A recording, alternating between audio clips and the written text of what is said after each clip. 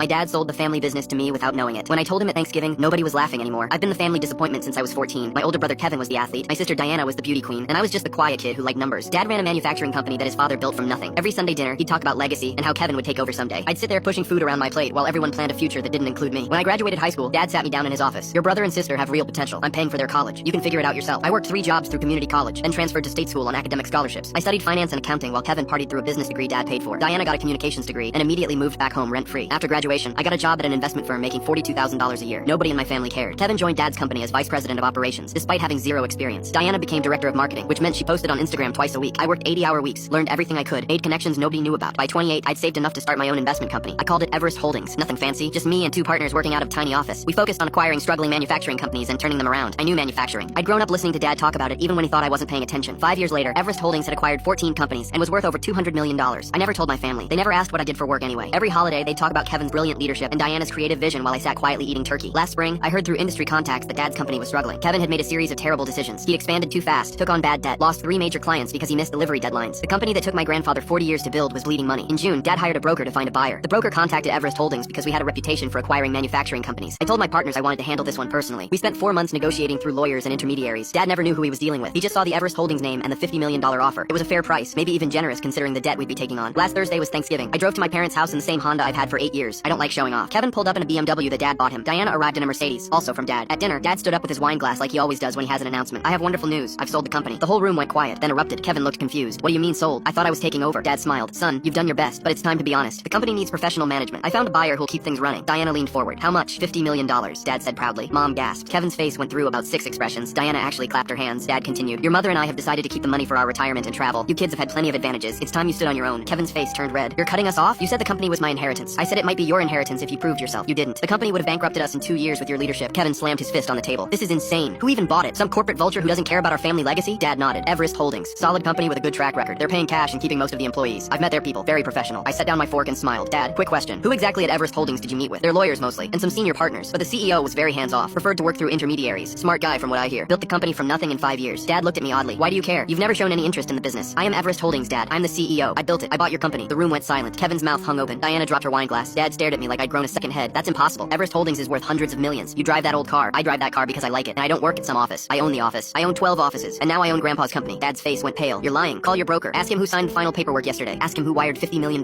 this morning. Dad's hands shook as he pulled out his phone. He called right there at the table. I watched his face as he listened. He hung up without saying goodbye. Kevin spoke first. You bought our inheritance? Your inheritance was going to be a pile of debt. You ran it into the ground. I'm saving it. Dad finally spoke. Why didn't you tell us you were successful? Why didn't you ever ask? I've owned Everest Holdings for 5 years. Not once did any of you ask what I actually do. You assumed I was nobody because that's what you wanted me to be. I stood up from the table.